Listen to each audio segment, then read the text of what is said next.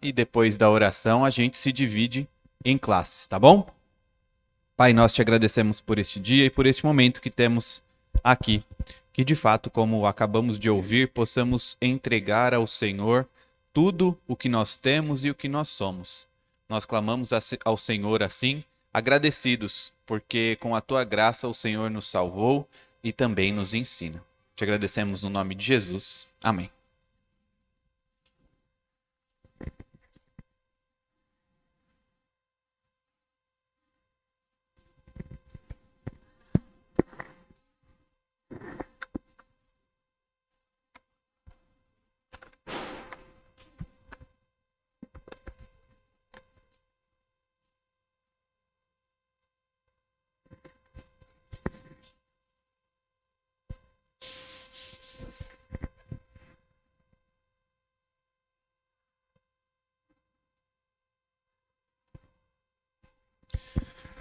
Bem, irmãos, vamos continuar aqui o nosso estudo. Nós estamos estudando agora o livro do Êxodo. Vamos lá para o capítulo 25. Capítulo 25. Hoje, dos versos 10 ao 22.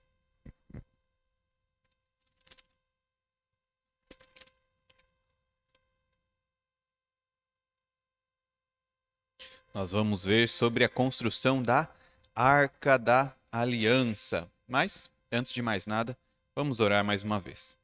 Pai, nós pedimos que o Senhor ilumine nossa mente e coração para que possamos aprender de Ti por meio da Tua santa palavra. É o que pedimos no nome de Jesus. Amém. Bom, na aula passada a gente viu o quê? Que o povo traria ofertas. Então essas ofertas seriam utilizadas para construir o tabernáculo do Senhor. Beleza, tudo bem. Então a gente viu lá a construção do tabernáculo, do que ele seria constituído: ouro, prata, bronze, os tecidos lá em tons de vermelho, roxo, azul.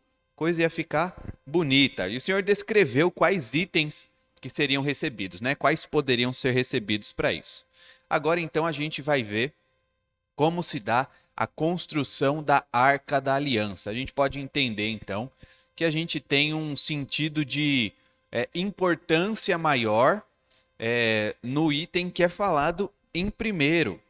Vamos lá, no verso de número 10. Aliás, vamos ler do 10 ao 22 e a gente vai estudando versículo por versículo, analisando eles. Diz assim a palavra: também farão uma arca de madeira de acácia. De 2 côvados e meio será o seu comprimento, de 1 côvado e meio a largura, e de 1 côvado e meio a altura. De ouro puro a cobrirás, por dentro e por fora a cobrirás, e farás sobre ela uma bordadura de ouro ao redor. Fundirás para ela 4 argolas de ouro e as porás nos 4 cantos da arca, 2 argolas num lado dela e 2 argolas no outro lado. Farás também varais de madeira de acácia e os cobrirás de ouro. Meterás os varais nas argolas aos lados da arca para se levar por meio deles a arca. Os varais ficarão nas argolas da arca e não se tirarão dela. E porás na arca o testemunho que eu te darei. Farás também um propiciatório de ouro puro. De 2 côvados e meio será o seu comprimento, e a largura de 1 côvado e meio. Farás 2 querubins de ouro batido os farás nas 2 extremidades do propiciatório. Um querubim na extremidade de uma parte e o outro na extremidade da outra parte. De uma só peça com o propiciatório, fareis os querubins nas 2 extremidades dele.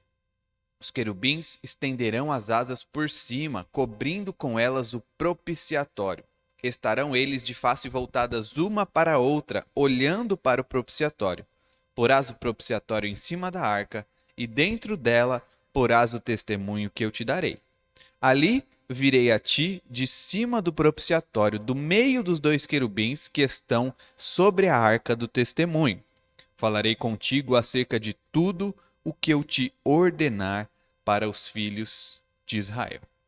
Muito bem, nós temos então a construção da Arca da Aliança. Tem ainda muita lenda em volta dela, né?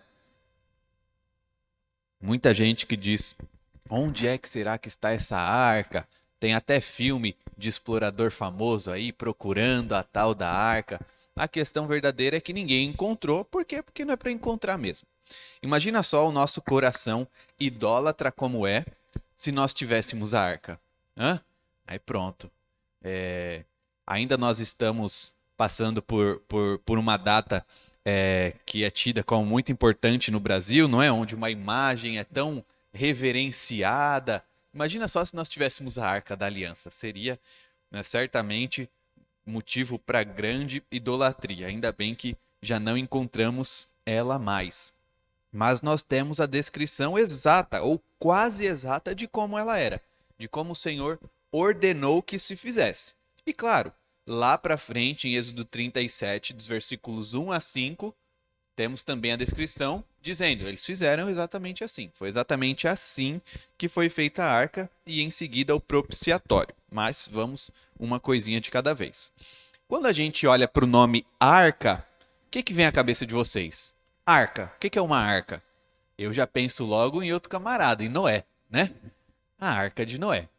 Mas, embora nós utilizemos o mesmo nome, o termo hebraico é diferente. Então a gente fala arca para uma coisa e fala arca para outra coisa. Mas quando a gente olha lá na língua original, o próprio nome ele é diferente. Então não quer dizer que essas duas arcas são a mesma coisa ou uma faça referência à outra. Por que eu estou dizendo isso? Porque sou até meio tentador a gente dizer, bem, irmãos, assim como a arca de Noé não quer dizer a mesma coisa. Quando a gente olha para a língua original, não temos nem mesmo o nome igual.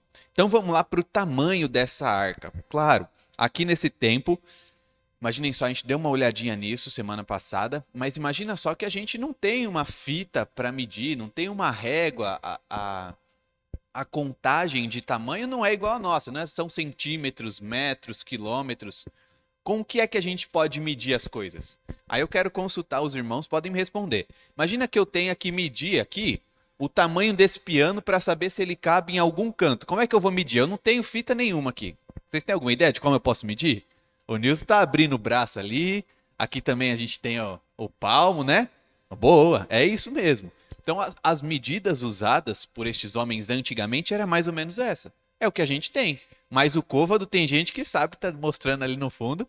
É isso mesmo, o côvado é da pontinha aqui do cotovelo até o dedo do meio. Então a gente tem aqui, quanto dá? Varia, não varia? Uai, de pessoa para pessoa vai variar. Mas a gente tem aí uma média de 45, 46 centímetros. Mas quanto que é o côvado? É a distância entre o cotovelo até o dedo do meio, certo? E aí a gente tem aqui a descrição. Acompanhem aí comigo o versículo 10. Primeiro, que foi feito de madeira de acácia. A gente viu semana passada, é o item mais fácil de se conseguir. Lá no deserto tem bastante madeira de acácia. Era só pegar, cortar e entregar. E qual que é o tamanho? 2,5 côvados será o seu comprimento. Aí eu quero ver quem está afiado aí na matemática. Quanto que dá mais ou menos 2,5 côvados? Se a gente sabe que é 46 centímetros, ficou difícil essa conta, né? Ainda bem que eu já fiz antes para trazer para vocês, viu? Dá 110 centímetros de comprimento. Então nós temos 110 por 65 e 65 também de altura. A mesma medida para a largura e para a altura. Olha aí. De 1,5 côvado a largura, de 1,5 côvado a altura. Então a gente tem uma peça razoavelmente grande. Pastor, não é tão grande assim. Mas imagina só que ela era toda coberta por ouro puro. Então é algo precioso, né? Primeiramente feita de madeira e então coberta de ouro puro, puríssimo. A figura então é de como o Senhor reinando no céu e esse objeto grande, ele serviria como estrado dos seus pés. Olha que imagem curiosa, serviria como estrado dos pés aqui na terra. Vamos dar uma olhada lá em Isaías 66, versículo 1.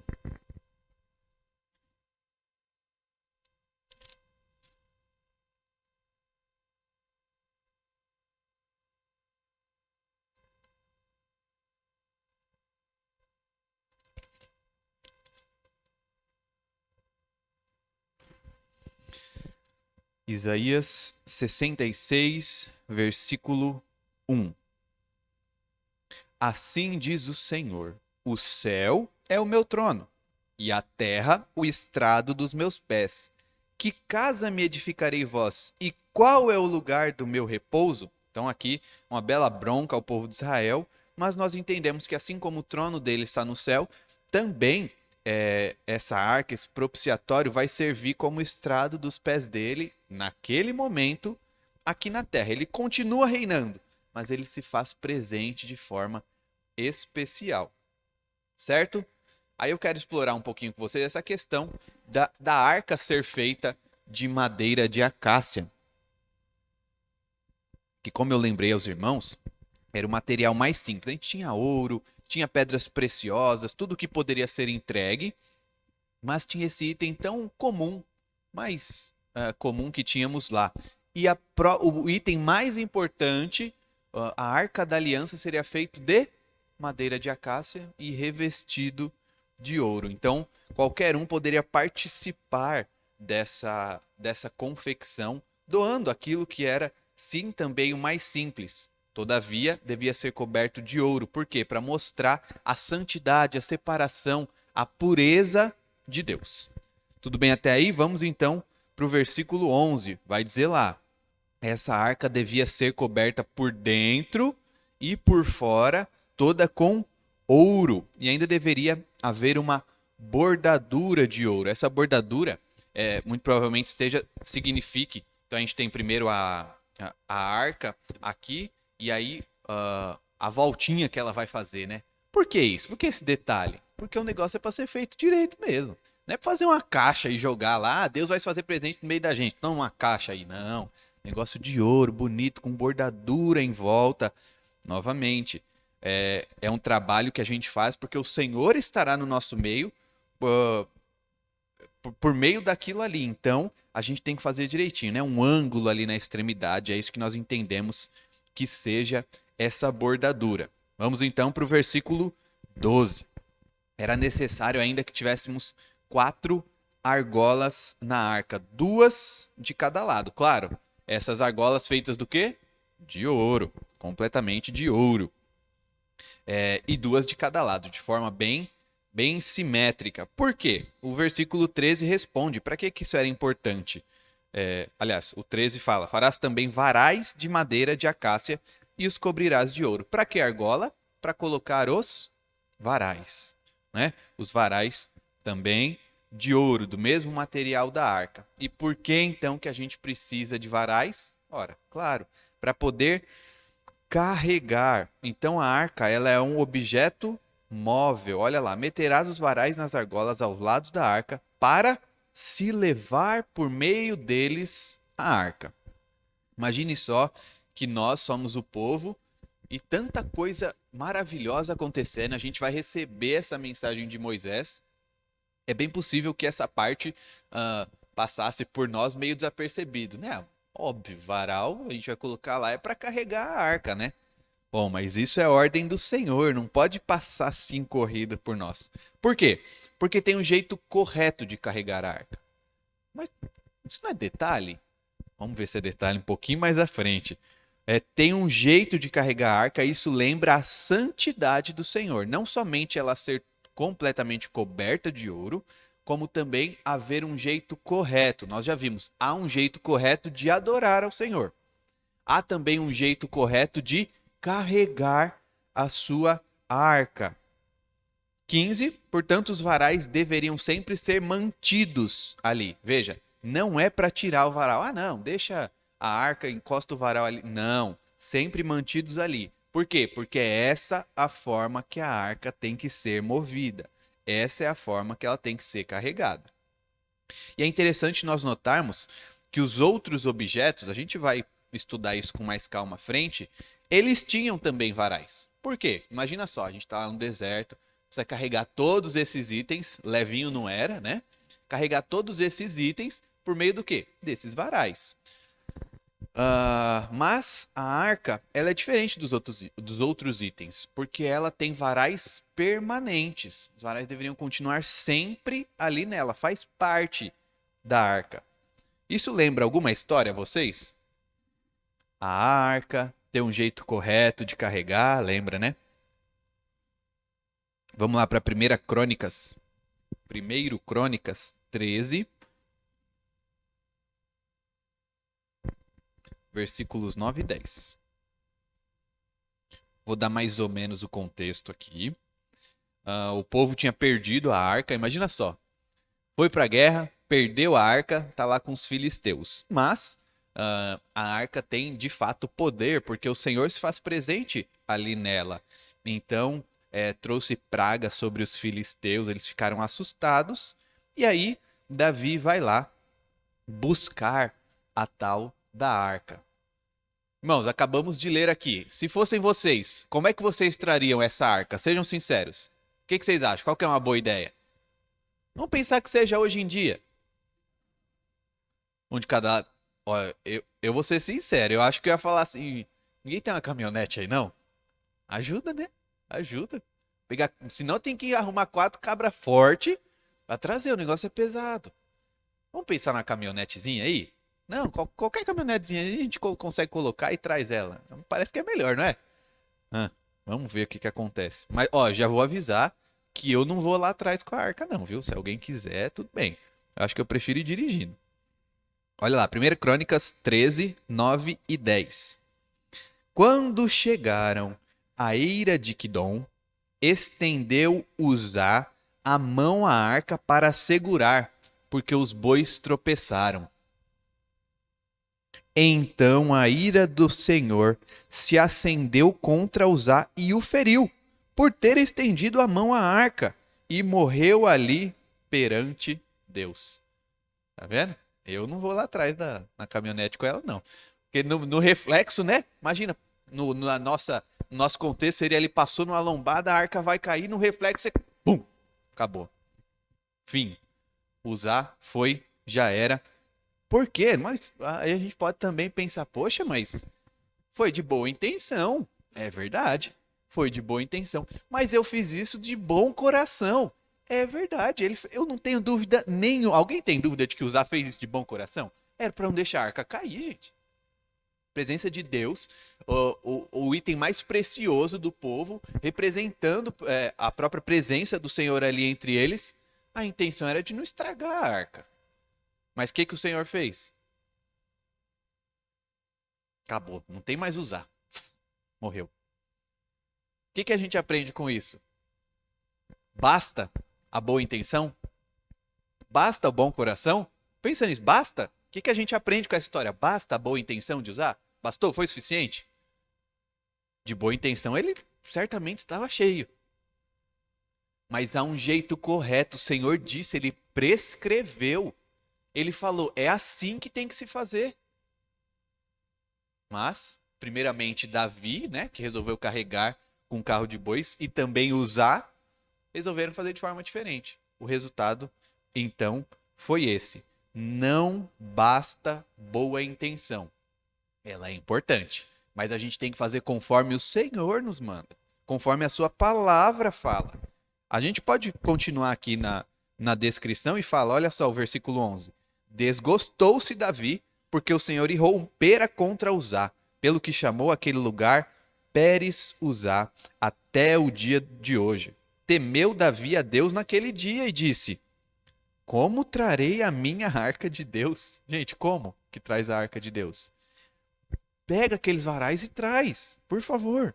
Pelo que Davi não trouxe a arca para si, olha que legal, para a cidade de Davi, mas a fez levar à casa de Obed-edom, o geteu.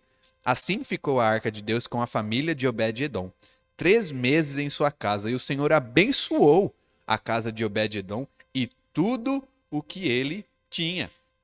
Então, nós vemos que a arca era bênção, sim, mas faz do jeito que Deus mandou, faz do jeito que ele falou. Então, pensando novamente a questão que nós também vimos na semana passada, mas a gente vai crescendo essa ideia, o fato de que nós somos a habitação do Espírito. Veja, como que Deus fazia presente ali entre o povo dele? Pela nuvem, se fazia presente nessa nuvem que se transformava em coluna de fogo, mas agora eles tinham ali a Arca da Aliança, ela seria construída, né? Mas e entre nós? Como é que o Senhor se faz presente? Nós somos a própria habitação do Espírito, não é? Vamos lá então para 1 Coríntios. 1 Coríntios capítulo 6.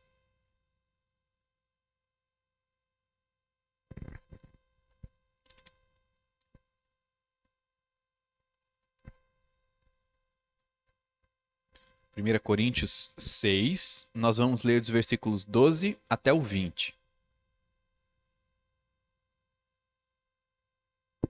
6 do 12 ao 20. Um pequeno contexto também, a carta aos Coríntios é escrita, entre outras razões, porque havia pecado ali entre eles, né? Nós já sabemos, o capítulo 5 fala sobre o rapaz que estava num pecado muito grave, completamente condenável, e Paulo fala, olha lá, expulsai, pois, de entre vós o malfeitor. Então ele passa a discorrer um pouco mais sobre este tipo de pecado especificamente, o pecado do corpo. E aí ele vai dizer algumas coisas aqui importantes para nós. Todas as coisas me são lícitas, mas nem todas convêm. Todas as coisas me são lícitas, mas eu não me deixarei dominar por nenhuma delas. Se a gente parar por aqui, agora ninguém me segura. Todas as coisas me são lícitas. Tudo bem, agora estou livre, né? Vamos lá. 13. Os alimentos são para o estômago e o estômago para os alimentos. Mas Deus destruirá tanto estes como aquele. Porém, o corpo não é para a impureza, mas para o Senhor, e o Senhor para o corpo. Tá vendo aqui como ele fala? Todas as coisas me são lícitas, mas nem todas convêm. E ele passa a diminuir essa licitude. Ele fala, mas calma aí, o corpo é para o Senhor e o Senhor para o corpo, certo? Não, mas tudo me é lícito. Sim, é lícito, mas o corpo é para o Senhor e o Senhor para o corpo. Então o que eu vou fazer com esse corpo, não é mesmo? Vamos lá, 14. Deus ressuscitou o Senhor e também nos ressuscitará a nós pelo seu poder. Não sabeis que os vossos corpos são membros de Cristo? E eu, porventura, tomaria os membros de Cristo e os faria membros de meretriz? Absolutamente não. Ou não sabeis que o homem que se une à prostituta forma um só corpo com ela? Porque, como se diz, serão os dois uma só carne. Mas aquele que se une ao Senhor é um espírito com ele. Fugir da impureza. Qualquer outro pecado que uma pessoa cometer é fora do corpo. Mas aquele que pratica a imoralidade peca contra o próprio corpo. Acaso não sabeis que o vosso corpo é santuário do Espírito Santo, que está em vós, o qual tendes da parte de Deus e que não sois de vós mesmos? Porque fostes comprados por preço. Agora, pois, glorificais a Deus no vosso corpo. Todas as coisas me são lícitas, mas o meu corpo, ele serve para quê? Para glorificar a Deus. É para isso. Então, nós podemos pensar em milhares de coisas também no exemplo que Paulo diz aqui. Ele fala acerca da prostituição, mas não é apenas isso, não é apenas a prostituição, né? Ou a prática do sexo em troca do dinheiro. Quantas coisas nós podemos pensar em nosso dia? Muitos costumam dizer que esse é o tempo mais propício para quê? Para pornografia. Por quê? Todo mundo tem o quê no bolso? Um celular aí, não tem? Qualquer celular que está no bolso tem acesso ao quê? À internet. E se a gente olhar os números da utilização da internet, para que a internet é utilizada, a gente vai ver que boa parte é exatamente para isso. Mas o nosso corpo não é feito para isso.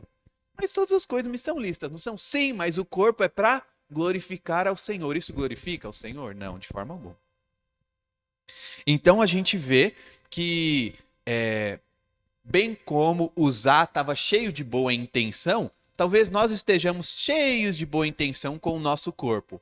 Mas isso não é suficiente. A gente tem que utilizar ele como o Senhor manda. De forma santa. De forma santa. Assim como é representada a santidade por meio da arca, deve ser representada também por meio do nosso corpo. Certo? Tudo bem até aqui, gente? Alguma dúvida, alguma observação? Não? Então vamos embora. Versículo 16. Eu deixei o Êxodo lá para trás. Aqui. E porás na arca o testemunho que eu te darei.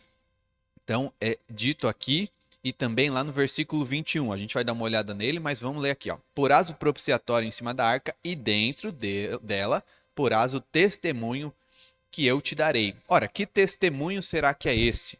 Vamos dar uma olhada lá em Deuteronômio, capítulo 10. Deuteronômio 10, os primeiros versículos. Naquele momento, me disse o Senhor, lavra 2 tábuas de pedra como as primeiras, e sobe a mim ao monte e faze uma arca de madeira. Escreverei nas 2 tábuas as palavras que estavam nas primeiras que quebraste, e as porás na arca. Assim, fiz uma arca de madeira de acácia. Lavrei 2 tábuas de pedra como as primeiras e subi ao monte com as 2 tábuas na mão. Então escreveu o Senhor nas tábuas, segundo a primeira escritura, os 10 mandamentos que ele vos falara no dia da congregação, no monte, no meio do fogo, e o Senhor mas deu a mim. Virei-me, desci o monte, pus as tábuas na arca que eu fizera, e ali estão, como o Senhor ordenou. Também podemos ir lá para Hebreus, capítulo 9, verso 4. Lá bem para frente, Hebreus 9, 4.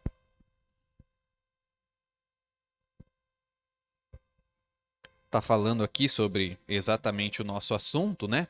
O tabernáculo, especificamente agora sobre a arca, ao qual pertencia um altar de ouro para o incenso e a arca da aliança totalmente coberta de ouro, na qual estava uma urna de ouro contendo o quê? O maná, o bordão de ouro, o bordão de Arão que floresceu e as tábuas da aliança. Então, Hebreus, depois de tanto tempo, né, traz aqui a revelação para nós. Maná, o bordão de Arão e as tábuas da aliança. Este é o testemunho de Deus ao povo. Por que testemunho? O que é um testemunho? Ó, basta olhar para o bordão de Arão que a gente lembra. Olha, o povo foi liberto lá do Egito. Lembra quando eles enfrentaram o faraó cara a cara, face a face? Maná, testemunho também. A gente não tem hoje, mas certamente o povo olhava e falava, é o maná. Lembra que o Senhor não deixou a gente passar fome? Ele não deixou. Outro testemunho também, as leis, né? As pedras cunhadas com a lei que o próprio Senhor escreveu nelas. Então, isso serve como o quê? Como testemunho para o povo. O Senhor disse essas coisas. O Senhor fez estas coisas. Seguindo lá para o versículo 17. Agora a gente vai ver o propiciatório. Por que a gente olha essas 2 coisas juntas? São coisas diferentes? São. Mas elas são tidas unidas. Elas não são separadas. A gente não vê o propiciatório andando para um lado e a arca andando para o outro lado. Por quê? Para que serve, e aí, claro, um exemplo bem menor, para que serve, aliás, principalmente as donas de casa, mas os maridos também vão entender isso, certamente. Dá ou não dá uma briga quando a tampa do pote some? Dá briga, não dá? E aí, a gente pode até imaginar como é que, eu não sei como é que vocês costumam fazer isso. Talvez seja pote de um lado, tampa de outro, não costuma dar muito certo, né? Tanto é que o povo costuma dizer, era melhor que a tampa viesse grudada no pote. Por quê? Porque sempre some a tal da tampa. E para que serviria então a Arca da Aliança sem a sua tampa, que é o propiciatório? Então, não é uma simples tampa como de um pote qualquer, mas é o propiciatório todo enfeitado. Aí, como a gente vai ver, e o Senhor vai se fazer presente ali em cima da Arca da Aliança, no meio do propiciatório. Então, Deus já passou ali as instruções de como seria a arca e agora passa a instruir como é que vai ser o item colocado em cima dela, como é que vai ser utilizado o propiciatório. A gente vai falar sobre esse nome um pouco mais à frente. O que é propiciatório? Nome feio, né? Estranho, mas importante, traz bastante lição pra gente. Mas antes de mais nada, aqui a gente tem as medidas. Que medida que a gente tem aí? A mesma, veja aí comigo se é a mesma da arca ou não. Olha só, 2 côvados e meio comprimento e a largura de 1 côvado e meio. Claro que a gente não tem a a altura, né? Porque é apenas como uma tampa. Mas é o mesmo, né? Claro. A mesma história do pote e da tampa perdida. Se não for do mesmo tamanho, a gente sabe que não é. Então, o mesmo tamanho para ser colocado ali em cima e para poder tampar o testemunho que está dentro da arca. Claro, as mesmas medidas, porque é uma tampa. Vamos ler então versos 18 e 19. Olha só. Farás 2 querubins de ouro batido os farás nas duas extremidades do propiciatório. Um querubim na extremidade de uma parte e o outro na extremidade da outra parte. De uma só peça, com propiciatório, fareis os querubins nas duas extremidades dele. Eu, sinceramente, não entendo de essa questão do ourives, né? Se é muito difícil, mas eu acho que não deva ser lá tão fácil assim, né? De fazer uma peça só, bem grande, e o querubim lá grudado, né? Uma peça só, é uma coisa só. E os querubins são feitos do quê? De ouro, claro. Os querubins são feitos de ouro, um em cada extremidade, uma só peça. E aí, as asas dos querubins, elas passam por cima do propiciatório. E eles estão olhando para o meio, né? Um sinal de reverência, olhando também para baixo, ali, olhando para baixo. Mas por que querubins? Por que será que tinha que ser esses tais desses querubins? Vamos olhar aí alguns textos. Vamos lá para Gênesis 3, versículo 24. Quem achar, por favor, pode ler. Gênesis 3, versículo 24. A gente tem aqui uma referência a um querubim. Está fazendo algum serviço importante aí. Quem achar, por favor, leia.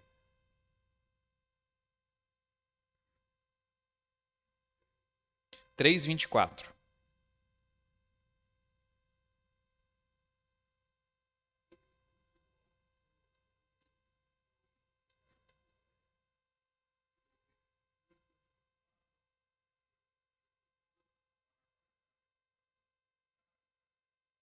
Então a gente tem aí um querubim incumbido de um trabalho importante. Por quê? O que aconteceu aqui? Né? Rapidamente, não é o nosso assunto principal, mas o que aconteceu? O que esse querubim precisa fazer? Ele tem uma espada para proteger o caminho que leva até o quê?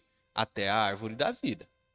Por que tem que proteger o caminho até a árvore da vida? Porque agora o homem pecou. Então ele vai precisar morrer. É parte do caminho dele. Então, esse querubim, a gente pode ficar pensando, mas será que tem um querubim lá até hoje? Será que ele já foi embora? Bom, o mais provável é que seja impossível entrar por esse caminho, né? Então seria como uma figura dizendo, olha, não é possível passar por esse caminho porque tem um querubim, um anjo forte, poderoso, protegendo este caminho. Quem faz então esse trabalho é o querubim. Vamos lá também para Isaías, capítulo 37, versículo 16. Isaías 37, 16. De mesma forma, meus irmãos, quem achar, por favor, pode ler.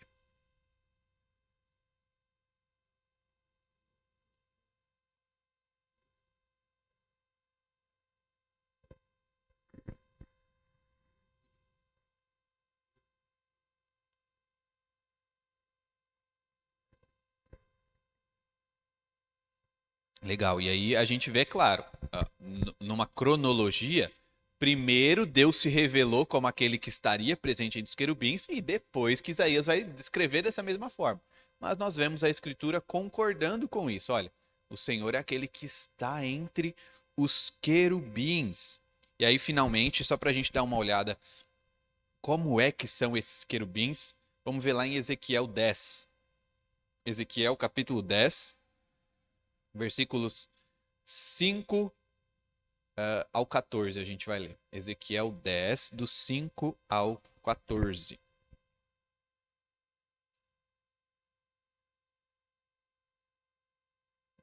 Primeira coisa que a gente vê é que eles têm asas, né? Combinando com o que está descrito lá na arca, é claro. O tatalar das asas dos querubins se ouviu até ao átrio exterior como a voz do Deus Todo-Poderoso quando fala. Tendo o Senhor dado ordem a um homem vestido de linho, dizendo: Toma fogo dentre as rodas. Dentre os querubins, ele entrou e se pôs junto às rodas. Então estendeu um querubim a mão de entre os querubins para o fogo que estava entre os querubins. Tomou dele e o pôs nas mãos do homem que estava vestido de linho, o qual o tomou e saiu. tinham os querubins uma semelhança de mão de homem debaixo das suas asas. Mais uma coisa. Olha, irmãos, aqui Ezequiel está falando numa visão. A gente não vai se aprofundar no que é essa visão, mas o nosso foco agora é ver o que ele descreve desses querubins, o que a gente consegue aprender sobre como eles eram. Então a gente viu asas e mãos como de homem. Olhei e eis que 4 rodas juntos aos querubins, uma roda junto a cada querubim. O aspecto das rodas era brilhante como pedra de berilo.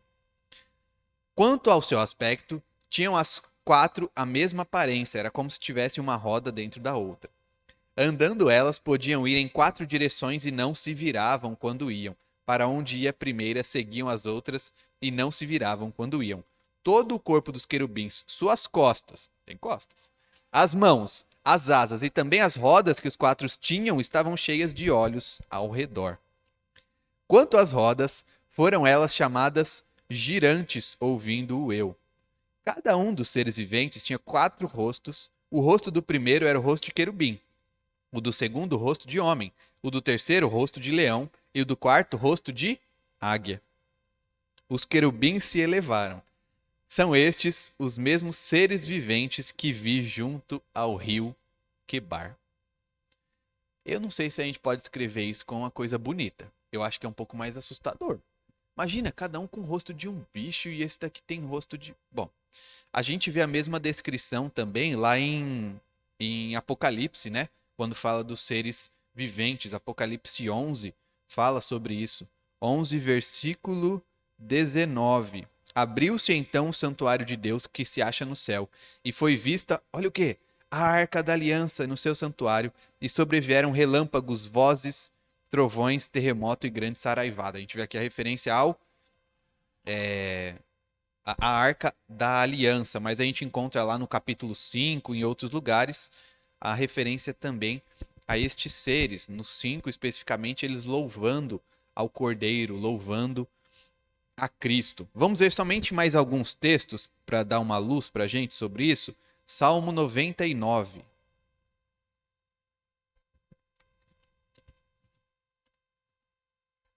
Salmo 99, versículo 1. Vai falar também sobre essa relação, o Senhor e os querubins.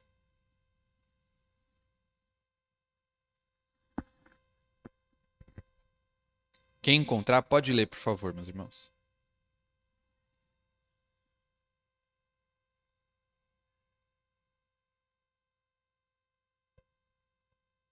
Salmo 99, versículo 1.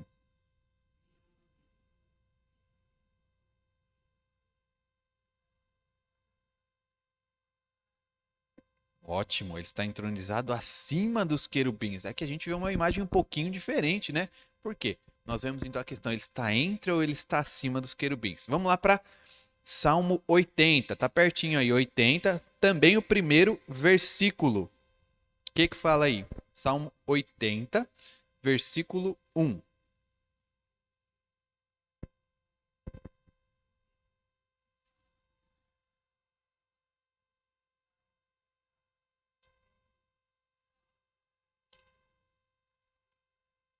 Olha aí, entronizado acima dos querubins.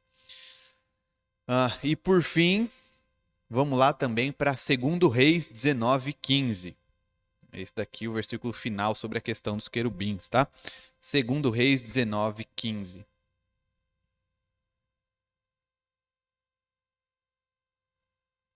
Aqui a gente tem Ezequias orando e olha como ele se refere ao Senhor.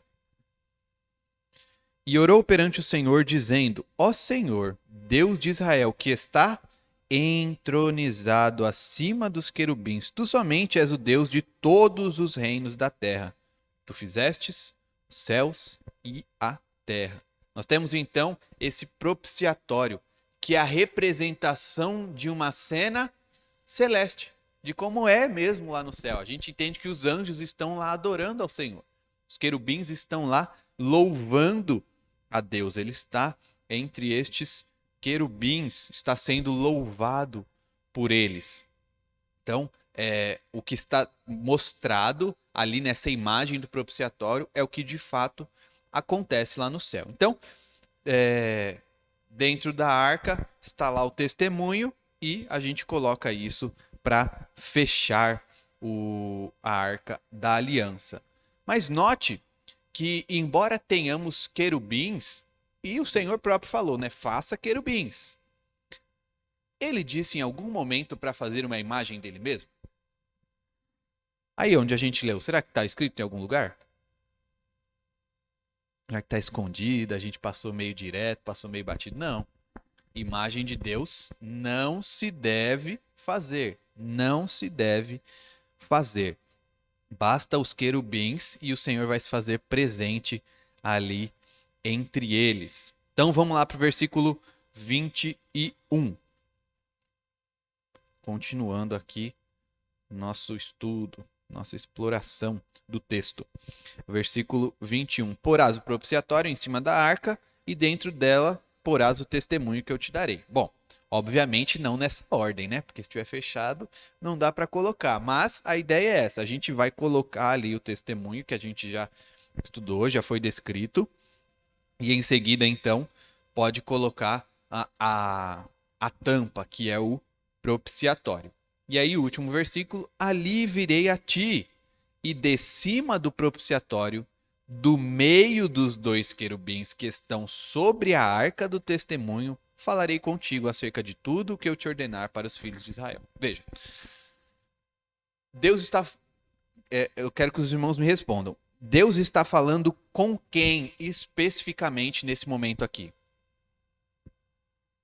Com Moisés, certo? Moisés que subiu ao monte, a gente viu, Moisés e Josué, mas ele está se referindo especificamente a Moisés. Josué é só alguém acompanhando ali, um auxiliar.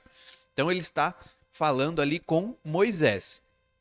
Com quem que o Senhor falará para que dê ordem ao povo? Com Moisés. Vai ser assim. E aqui a gente vê uma diferença entre este tempo e o nosso. A primeira a gente já viu. O Senhor se faria presente ali no propiciatório. Hoje, o Espírito Santo habita em nós, em cada um de nós que já recebeu a Cristo como Senhor e Salvador. E outra coisa é que o Senhor não mais fala apenas com Moisés. Ele fala com todos nós. Então, a gente não vai cair na história de que o pastor, quando ele fala, ele tem mais autoridade. Porque o Senhor, ele fala de forma diferente, né? Puxa, ele é pastor, o cara é pastor, já pensou? Essa é uma mentalidade que vem, então, da ideia de que o padre falou, o Papa falou, aí pronto. Aí acabou. O Papa falou, tá falado, né? Irmãos, entre nós não é assim. Não deve ser assim. Por quê? Porque o mesmo Espírito Santo que habita no pastor ou no presidente do concílio, né? Que seria lá o nosso maior cargo, dentro da igreja presbiteriana, entendido assim, é o mesmo Espírito Santo que habita dentro de qualquer outro membro da igreja. É ou não é? Vocês concordam comigo nisso? De mesma forma. A forma como o Senhor se revela hoje para nós, claro, ele se revela da forma geral, por meio da natureza e tudo mais. Mas para a gente saber o que o Senhor quer e qual é o plano dele para nós, a gente precisa da revelação especial, que é a Escritura, a palavra dele. Alguém aí tem uma Bíblia que seja melhor ou mais especial do que a outra? Alguém ainda poderia dizer, a minha é de estudo de tal, tal, tal. Ok, vai te ajudar a entender uma coisa ou outra. Mas o conteúdo é o mesmo, não é? Conteúdo de Bíblia, porque comentário não é Bíblia, né? É comentário. O conteúdo da Bíblia é o mesmo, não é? Ou alguém tem uma revelação que seja mais especial ainda? Não tem, né? Então cabe a nós buscar isso, conhecer isso. Ora, é claro que nós nos reunimos domingo de manhã, né, cedo aqui nesse frio, também para que juntos possamos aprender do Senhor. Mais tarde, para cultuar ao Senhor e ouvir a palavra dele. Sim, mas cabe a nós também buscar no nosso dia a dia, porque nós temos a mesma Bíblia que fulano e ciclano tem, nós temos também. Não é? Então, cabe a nós buscar essa palavra e buscar conhecer a revelação do Senhor. Não precisamos agora que o Senhor se apresente a Moisés ou alguém específico para que esse alguém venha e fale conosco. Nós temos aqui a revelação do Senhor. Essa é uma mentalidade que nós temos de ter, que não é necessário reunir um grande grupo para poder interpretar a Bíblia, nós podemos interpretá-la na nossa própria casa, nós podemos entendê-la, podemos compreendê-la. Vamos caminhar então para a nossa conclusão. Olha só, Deus ele está acima da arca, entronizado entre os querubins. E a lei está ali, ó, sob ou abaixo dos seus pés. E ela está escrita em pedra. Só que tem uma dificuldade, não é? A lei está ali escrita em pedra, o Senhor está acima dela, mas o povo ele não é capaz de guardar a lei. A gente já aprendeu isso, né? O povo não é capaz de guardar a lei. Aqueles 10 mandamentos, não é capaz, não é possível. Então, nós temos aqui dois grandes teólogos que eu quero citar para vocês. Primeiro, o William Tyndale, que está seguindo Lutero. E quando ele traduz essa palavra, a palavra propiciatório, ele traduz como literalmente um lugar onde há misericórdia. O propiciatório é então um lugar onde há misericórdia. É por isso que quando o sumo sacerdote ele aspergia sangue no propiciatório, a gente entende que representava a proteção que cobria o povo contra a ira de Deus pela quebra da sua lei. Certo? Então o Senhor ele está ali entre os querubins. Abaixo dele está a lei. Mas o sangue que é aspergido representa exatamente isso. Essa proteção para aqueles que quebraram a lei que está abaixo dele, que está sob ele. E no Novo Testamento, nós vemos Cristo realizar esse trabalho, realizar esse ofício. Então, se nós entendemos que neste primeiro momento, uma representação que é de fato, o sumo sacerdote tinha que aspergir sangue no propiciatório, agora o que nos protege da quebra da lei? O que nos protege da ira de Deus pela quebra da lei é o sangue de Cristo que foi aspergido naquela cruz. E isso de uma vez por todas. Se em primeiro momento o sumo sacerdote tinha que ir lá uma vez por ano aspergir, agora Cristo fez e fez de uma vez por todas. Não é necessário mais nenhum sacrifício, nada de sangue, porque o Senhor já fez de uma vez por todas. Irmãos, alguma dúvida, alguma questão sobre a arca, sobre o propiciatório? Tudo bem?